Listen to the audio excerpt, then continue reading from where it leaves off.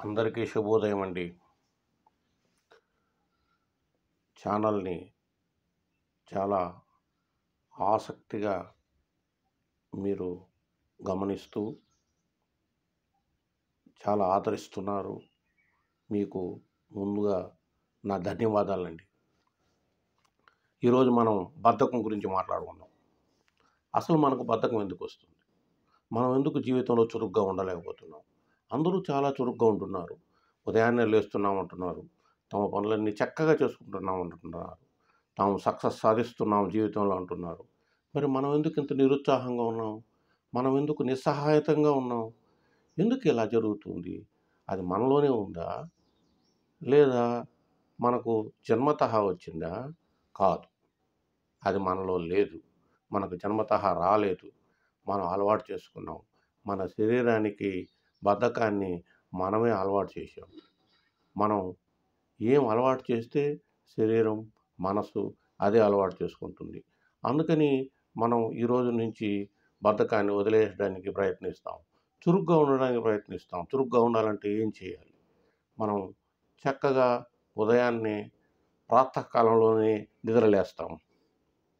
చక్కగా ఒక వాకింగ్ నడకకు వెళ్ళొస్తాం. ప్రకృతిలో కాస్త నడిచి వస్తే ముఖ్యంగా మన మనస్సు, శరీరం చాలా చురుకుదనాన్ని సంపాదించుకుంటుంది. కావాలంటే మీరు ప్రయత్నించి చూడండి. అలా జరగకపోతే అప్పుడు అడగండి.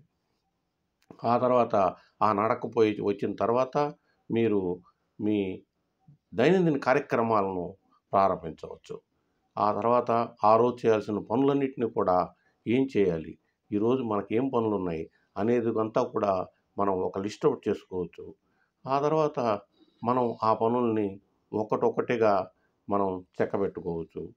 తర్వాత ముఖ్యంగా మనం కొత్త కొత్త విషయాలని నేర్చుకోవడానికి ప్రయత్నించాలి. కొత్త కొత్త విషయాలను నేర్చుకోవడానికి ప్రయత్నిస్తూ ఉంటే మనలో బద్ధకం పూర్తిగా పోతుంది. మనలో మంచి ఒక పాజిటివ్ యాటిట్యూడ్‌ని మనం కలిగించుకోవాలి. నెగెటివ్ ఆలోచనలు మనలో నుంచి తీసేయాలి.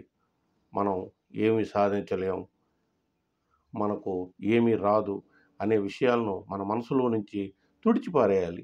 మనం అన్నీ సాధించగలం. నాకేం తక్కువ? నేను అన్నీ సాధించగలను. నేను ఏదైనా అనుకుంటే ఆ పనిని నెరవేర్చగలను అని మన మనస్సుకు మనమే ట్రైనింగ్ ఇవ్వాలి. తద్వారా మన మనస్సు చాలా చురుకుదనాన్ని ఆపాదించుకుంటుంది. ఒక ప్రయత్నాన్ని మనం చేసి చూద్దాం. ఎందుకు? ఏ పనైనా కూడా ఆరంభిస్తేనే కదా మనకు ఆ పని యొక్క విషయం ఏమిటో మనకు తెలిసేది. ఆ విషయాన్ని గురించి మనం పరిశీలన చేసి, ఆ పనిని ఆరంభించి, ఆ పని ద్వారా మనం సక్సెస్ సాధించినప్పుడు మనలో కలిగేటటువంటి మానసిక ఆనందం అంతా ఇంతా కాదండి. కాబట్టి ఈరోజే మనం బద్ధకాన్ని వదిలేద్దాం. చురుకుతనంగా జీవితంలో ఉందాం. చురుకుతనంగా ఉండడానికి మనకు పెద్దలు అనేకమైనటువంటి విషయాలను మనకు చెప్పి ఉన్నారు. వాటిలన్నిటిని కూడా ఒకసారి పరిశీలన చేస్తాం. పరిశీలన చేసి జీవితంలోకి వాటన్నిటిని కూడా తెచ్చుకుని మనం సక్సెస్‌ని సాధించాలని మనస్ఫూర్తిగా కోరుకుంటూ సెలవు.